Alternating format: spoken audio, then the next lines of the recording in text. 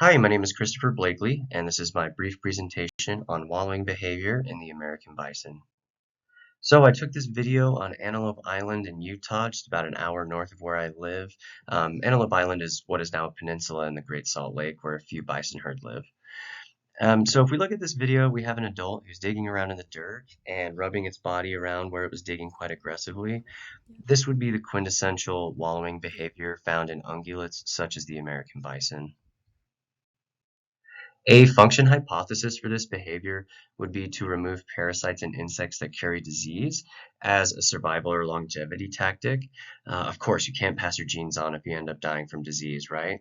And McMillan et al. In 2000, they did in fact find that there was a positive correlation in the rise of wallowing behavior in American bison with a rise in population numbers from the parasites and insects of that area, showing that this behavior is not just for thermal regulation, but to also get rid of these pests. A causation hypothesis for wallowing is described by the vet record in 2017 that during the rut or the mating season in other ungulates will release luteinizing hormone and testosterone that influence more wallowing. Massey et al. In 99, they recorded deer in Italy performing more wallowing as well as tree marking as a result of these hormones. A developmental hypothesis for this behavior would be that Bayer et al. In 2022 found that pigs would wallow more and they would cover more of their bodies in mud in positive correlation with rising temps. Now, this behavior showed that they did in fact learn that if they would cover their bodies more, they were more protected from the elements, and that reward would continue to enforce that lifelong behavior.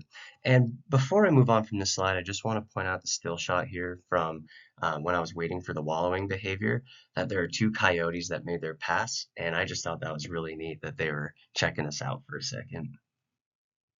So the evolutionary hypothesis for this would be that Brack et al. In 2011 suggests that due to a megafauna ancestor, the anthropotherids, which were like large pigs, their lack of sweat glands and their megafauna status of having poor body surface to mass ratio or an inability to release heat, that they would have an evolutionary need for a thermoregulating behavior.